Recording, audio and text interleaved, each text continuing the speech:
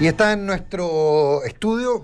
Fue muy efectiva la llamada de Matías del Río, porque Matías al principio dijo que íbamos a ver si conseguíamos el ministro de Energía, preguntarle por el cambio de hora, y la ministra de Energía está sentada con nosotros. Gracias, ministro, por venir. Iba pasando por aquí. Bueno, la firme, ¿no? Muy buenos Susana días. Jiménez, buenos días. Acá. Gracias por estar con nosotros, Susana. Sí, pues de su ministerio, no en su administración, pero de su ministerio, emanó esa orden o esa medida que para algunos fue bien polémica. A mí me quedaba grande, la verdad, que el cambio de hora, y estamos viendo que a las 8:05 estaba amaneciendo, aquí al menos aquí en la parte oriente de Santiago. ¿Es una medida que a usted le interesa o la verdad que tiene, me imagino, prioridades bastante más profundas y de largo plazo que esa? ¿Pero eso va a ser un tema a tratar o para usted no? Va a ser un tema porque la vigencia del horario que estamos viviendo hoy día termina este año, fue un decreto por 3 años y por lo tanto para el próximo año hay que tomar decisiones respecto del horario, considerando todas las variables que se han podido estudiar en este tiempo. Ahora, hay que decir que el tema del ahorro energético dejó de ser un argumento para justificar cambios de horario. Yo diría que es un tema mucho más de preferencia ciudadana y que hay que ponderar los distintos elementos. Hay temas de seguridad, hay temas de educación y escolaridad. Cuando tuvimos un horario único y amanecía tan tarde, efectivamente se produjo mayor ausentismo escolar, que es un tema. Y hay otras variables, como te decía, por ejemplo, se pudo documentar que hubo menos delincuencia en las horas de la noche, pero más accidentes en la mañana. Sí. Entonces hay que sopesar eso y efectivamente hay que tomar una decisión para el próximo año. ¿Y ha habido una buena evaluación de que Magallanes quede desacoplado con su propio horario? Bueno, efectivamente, en la región de Magallanes están contentos con el horario único y por lo tanto, te insisto, esto es un tema más bien de preferencia y de ver qué variable a considerar es más relevante. Si tú me preguntas a mí, yo creo que el tema de la escolaridad es un tema importante. Y por lo tanto aboga porque hayan no solo 2 horarios, que la gente dice preferir que hayan mayoritariamente 2 horarios, pero considerar entonces la amanecida, que no sea más allá de las 8 de la mañana. Yo creo que eso es importante. Bueno, la ministra Susana Jiménez, con quien estamos conversando esta mañana, ha estado recorriendo, así que quizás era una suerte que iba pasando por acá afuera, porque ha estado desde principios de abril, quizás en su casa lo piensan así. No, yo creo que no. Estuvo desde el 6 al 26 de abril, básicamente recorriendo Chile, haciendo como un mapeo de cuál era la mirada de la ciudadanía, las ONG, los gobiernos regionales, bueno, todos los actores en torno a los temas energéticos en Chile. La ruta energética fue lo que llamaron. Quisiera saber con qué se encontró. Usted ha elogiado el trabajo que hizo en ese sentido el ministro Pacheco con la agenda de la energía y dijo que usted quería como recabar desde el terreno, ¿verdad?, cuáles iban a ser las prioridades, trabajarlas con los diferentes actores del sector. En ese sentido, ¿qué fue lo que se encontró? Además, en un escenario que describíamos recién como que ya no es el tradicional problema de la estrechez ni de los precios, ¿verdad?, en su sector. Bueno, un poco contarles primero lo que fue esta ruta energética que concluyó ayer acá en la región metropolitana. Nosotros, desde que llegamos al gobierno, el presidente Piñera nos mandató a hacer un trabajo muy cercano a la ciudadanía. Y nosotros tomamos este mandato para construir en forma conjunta y ciudadana lo que va a ser nuestra hoja de trabajo para estos 4 años del gobierno del presidente Piñera. Y por lo tanto, efectivamente, recorrimos de Arica a Punta Arenas haciendo este trabajo participativo que convocó a los más diversos sectores con interés en materias energéticas. Tuvimos presencia de la sociedad civil a través de juntas de vecinos, tuvimos líderes comunales, líderes de comunidades indígenas también, tuvimos a la academia, al sector productivo, los distintos gremios y también servicios públicos interesados en esta materia, y eso nos permite de alguna manera recoger esos contenidos relevantes que muchos son de carácter nacional, pero muchos también de carácter local, y de ahí la importancia de haber tenido esta presencia y este despliegue del ministerio en las regiones que nos permitan hacer nuestra hoja de trabajo para estos 4 años. ¿Y dónde está lo que uno subrayaría en este minuto? Porque si alguna vez fue el tema precio, otra vez fue la escasez, otra vez fue impulsar las energías renovables no convencionales. ¿Cuál es el titular de este minuto en energía? A ver, el contenido final que va a incluir objetivos, acciones concretas y plazos lo vamos a dar a conocer a mediados de mayo. Ahora, si tú me preguntas cuáles debieran ser los ejes terminado este proceso de recoger las opiniones y las sugerencias, yo diría que hay dos ejes bien importantes, pero no excluyentes, porque hay muchos temas más. Uno es todo lo que dice relación con la modernización del sector y cómo esa modernización llega a los hogares. Estoy específicamente pensando en temas como el autoconsumo, o sea, la generación para el autoconsumo, es decir, cuando las casas generan, ¿cierto?, los establecimientos e inyectan al sistema. Ese es un tema que está aún incipiente y que hay que desplegar y desarrollar a lo largo del país. Pero también hay otros temas como redes y medidores inteligentes, cómo mejorar la calidad y seguridad del suministro, cómo ampliar y dar un salto en lo que es electromovilidad, tanto en el transporte público como privado. Entonces hay un eje de modernización que yo creo que es clave.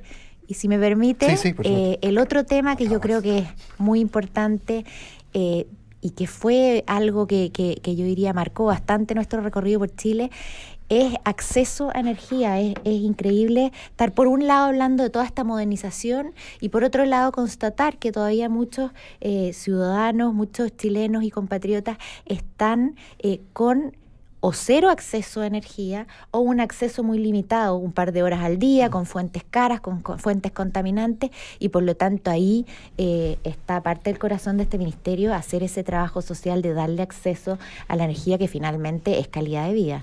Hay dos elementos que los cuales que se tocan con las últimas partes que usted ha dicho, que es uno es transmisión y la otra es distribución. Quería entrar por distribución, porque finalmente en los últimos 4 años se vivió un ciclo para muchos dorado, muy bueno en la energía. El ministro mejor evaluado fue el ministro Pacheco, se avanzó como nunca en renovables no convencionales, descubrimos que la fotovoltaica existía, en fin, la verdad que fue muy bueno, pero también fue el periodo en que tuvimos los apagones más largos, fue el periodo en que descubrimos que la calidad de las redes eléctricas era deplorable. Nos encontramos con sectores con el 50 o 60% de Santiago sin luz por más de 72 horas, con todo lo que ello generó.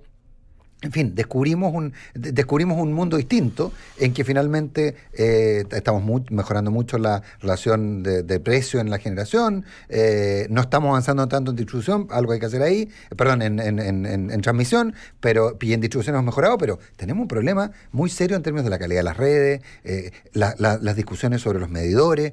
Hay toda una norma, entiendo, que está dando vueltas sobre modernización de eso. ¿Qué hacemos en la distribución? Que, claro, es para la gente que hoy día tiene electricidad, sin duda, pero que demostró el año pasado ser un verdadero talón de Aquiles. Sí, efectivamente, uno de los temas que debemos abocarnos es precisamente la calidad y la seguridad del suministro. Chile tiene un estándar que probablemente para nuestro nivel de desarrollo está revelándose insuficiente. Y me refiero no solo a las horas promedios de interrupciones que se admite legalmente, sino que particularmente a la gran dispersión que hay en ese promedio. Y por lo tanto tenemos comunas y regiones con bajos niveles de interrupción, pero otras con altísimos niveles de interrupción. Y además, situaciones climáticas extremas que también generan una condición distinta. No, de acuerdo, pero la caída de un árbol genera un corte en la mitad de Santiago. Entonces ahí uno dice, algo está pasando, no están suficientemente aislados los circuitos, no hay una focalización, no se llama focalización, no me acuerdo, da lo mismo, no me acuerdo cuál es el término, pero que hace que las redes puedan trabajar independientemente aunque se corte un cartín. Efectivamente, y en eso es precisamente donde hay que avanzar, o sea, esto es simultáneo o paralelo. Una cosa es mejorar las normas técnicas de modo tal de que las interrupciones sean menores, de que haya un mejor mantenimiento, ¿cierto?, de los alrededores de las líneas y asegurar un suministro continuo y que requiere de inversiones, por cierto, y por otro lado también lo que es la modernización de la normativa vigente en el segmento de distribución. Pero hay una normativa que ya obliga a modernizar la calidad de las redes, eso existe. Pero lo que pasa es que la norma efectivamente busca mejorar esos estándares, lo cual requiere de inversiones para que esas inversiones se realicen requiere reconocérseles esa inversión en el proceso tarifario, y lo que nosotros estamos trabajando hoy día es ver cómo logramos que esas inversiones ocurran, pero sin que tenga un impacto mayor en las cuentas de las personas. Exactamente, para allá iba. Para hacer inversiones, las empresas tienen que gastar y el gasto se tiene que reflejar en la tarifa. O sea, tenemos hoy día la ventaja que los costos de generación están bajando. Pero ¿cuál es el punto en el cual logramos, porque es casi cuadrar el círculo, es decir, mire, señor, invierta más y siga cobrando lo mismo? ¿Es solo el menor costo de la energía el que va a permitir que eso ocurra? ¿Hay otras variables? No, efectivamente, si uno quiere elevar los estándares, y sobre todo yo diría que el mayor desafío es reducir estas asimetrías que yo hablaba antes respecto de la realidad de una comuna versus otra, lo cual a veces queda invisibilizado a través de los promedios. Efectivamente se requiere de inversiones importantes, inversiones que hay que reconocer dentro de los procesos tarifarios, pero lo que queremos es lograr que esas mejoras sucedan inmediatamente, y que el efecto sobre las tarifas no sea tan fuerte. En eso precisamente estamos trabajando. Y como esto es generación, transmisión y distribución, en la transmisión también tenemos problemas, sobre todo en términos de la cantidad de proyectos de transmisión que están ralentizados porque están en los tribunales, porque hoy día porque hay problemas con comunidades. O sea, la misma Cardones Polpaico, Cardones que Polpaico, son 753 kilómetros, fue súper polémica, pero ya, la aprobaron, pero luego va quedando trabada. Está judicializada. Claro, porque pasa por ¿cuántas? Por 4 regiones. 4 regiones, entonces la van frenando por sectores. Sí, el tema de infraestructura de transmisión es sin duda también una prioridad. Hablábamos de esta revolución que se ha dado con las energías renovables, producto de una baja considerable e impensable hace 5 o 6 años atrás en los costos de desarrollo, y sin embargo nos encontramos con estos cuellos de botella en transmisión que tienen que ser abordados con líneas adicionales y líneas más robustas. Y entonces efectivamente una de las prioridades que tenemos como gobierno es una integración real. ¿En qué sentido? Nosotros sabemos que se interconectaron los sistemas del Norte Grande y del sistema central. Hoy día tenemos un sistema eléctrico nacional, pero la capacidad de transporte aún está limitada y requiere precisamente de esas mayores inversiones, y de esas tenemos que hacernos cargo. Y por qué no también pensar en la interconexión regional, algo que también estamos avanzando, se están haciendo los estudios y ustedes habrán visto además con Argentina y Perú, un acuerdo con Argentina y Perú, sí, un acuerdo que se anunció ayer entre el presidente Piñera y el presidente Macri, que va justamente en la línea de avanzar en ello. El ministro Pacheco, que es un ingeniero, o sea, un técnico en esta materia, y tiene mucha experiencia en negocio, en el área privada, muchos años, salió como uno de los mejores evaluados del último gobierno, y además de manera muy transversal. Y el ministro de Energía, era raro ver un ministro de Energía que tuviera tanta relevancia.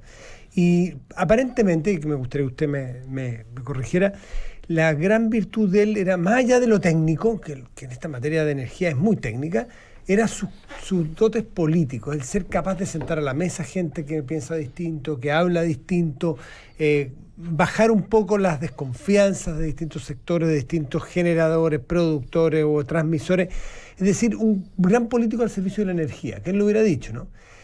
¿Cuánto de su área tiene que ver con política? ¿Cuánto tiene que ver con desarrollos técnicos? Que de muchas maneras tengo la sensación yo que está dado desde afuera. Lo van dando los mercados, cuánto avanza la tecnología en el mundo, que uno adopta esas tecnologías.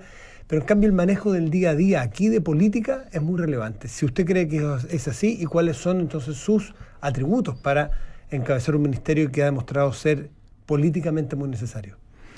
Sí, Matías, mira, yo creo que, una de las cosas que valoramos particularmente del trabajo de este ministerio en la administración anterior es la invitación al diálogo que se hizo a todo nivel y que nosotros estamos también replicando, porque creemos que las cosas buenas hay que saber llevarlas a cabo y tomar esa posta.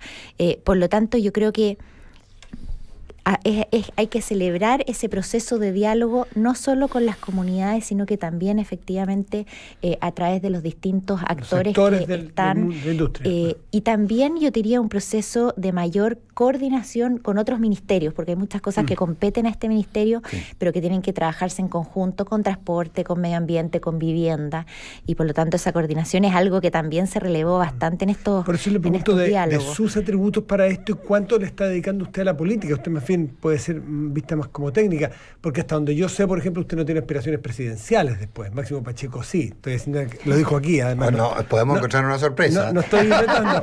No, le quiero decir que él es un político de toda la vida, o sea, un político con mucho carrete en eso.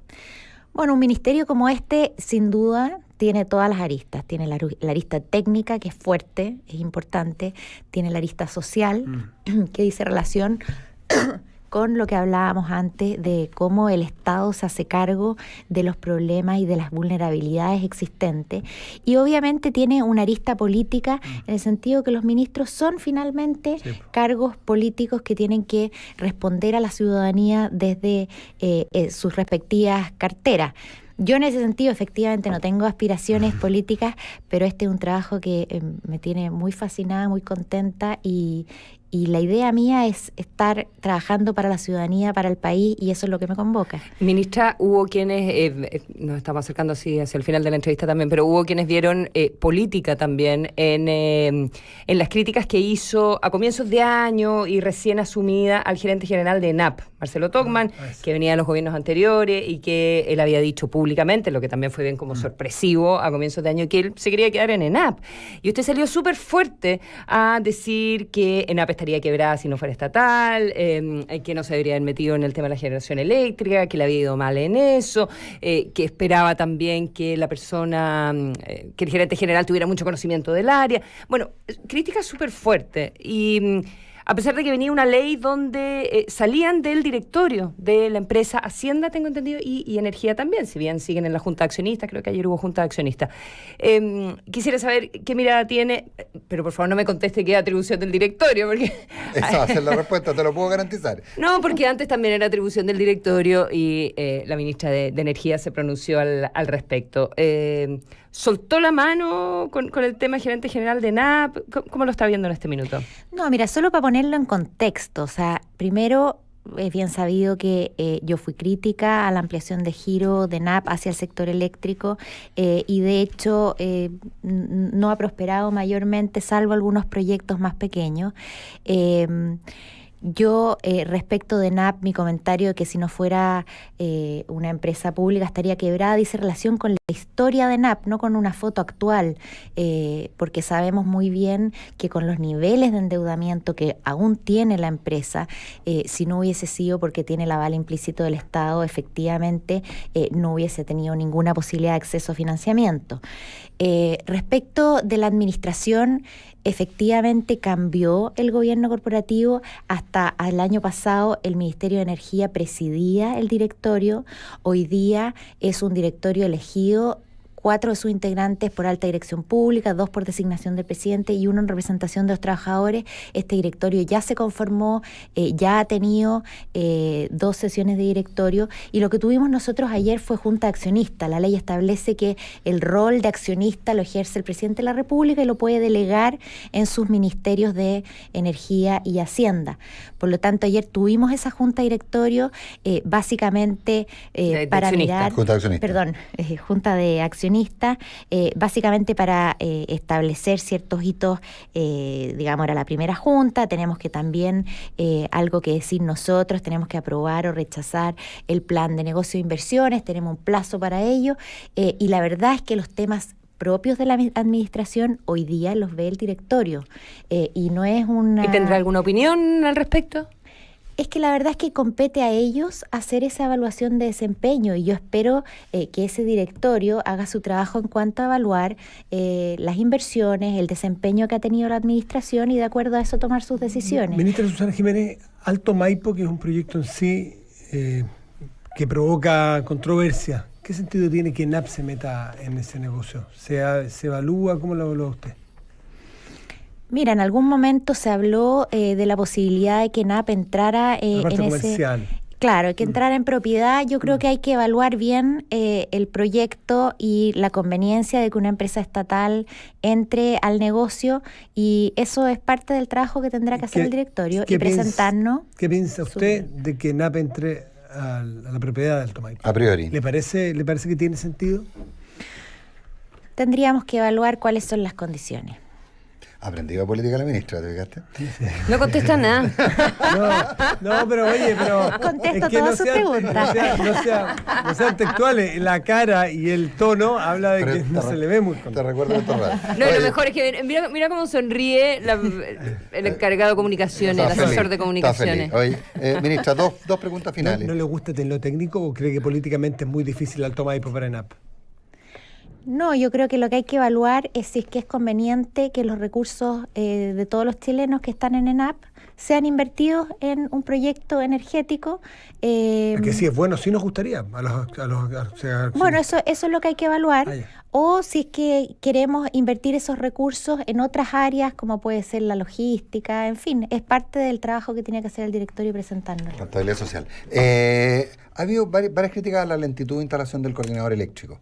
El coordinador eléctrico, hay quienes sostienen que de hecho gran parte del éxito de la gestión anterior fue la calidad del coordinador eléctrico y que al coordinador le está costando echar a andar, digamos, dado que hay un cambio entre los sistemas, entre los dos sistemas de interconexión. Bueno, hay toda una cosa muy grande, hay problemas. ¿Qué se está haciendo en eso?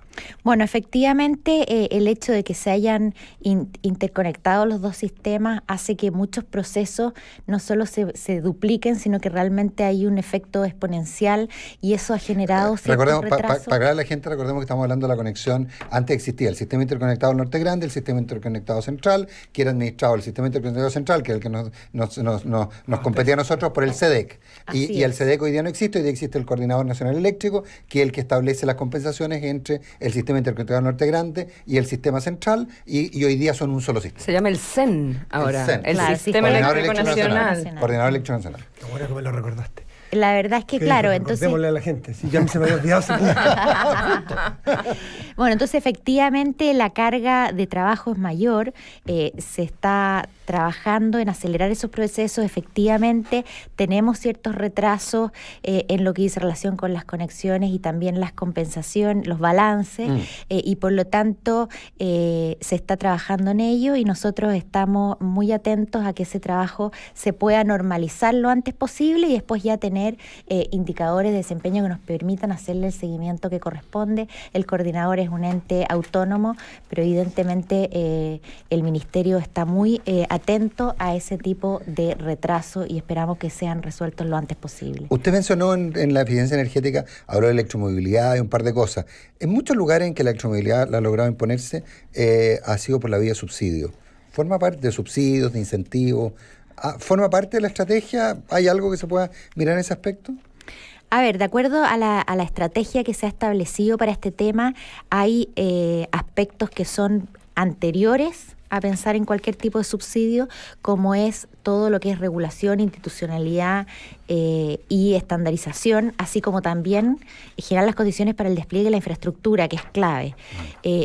Yo diría que pensar en subsidios hoy día no tiene mucho sentido por cuanto la electromovilidad va a penetrar, tal como lo hicieron las energías renovables, de manera masiva en la medida que se va volviendo más competitivo con el transporte convencional, y podría eventualmente ser una medida regresiva el subsidiar estas tecnologías. No obstante lo cual, uno sí puede pensar en apoyos particulares en todo lo que dice relación con transporte público u otras medidas.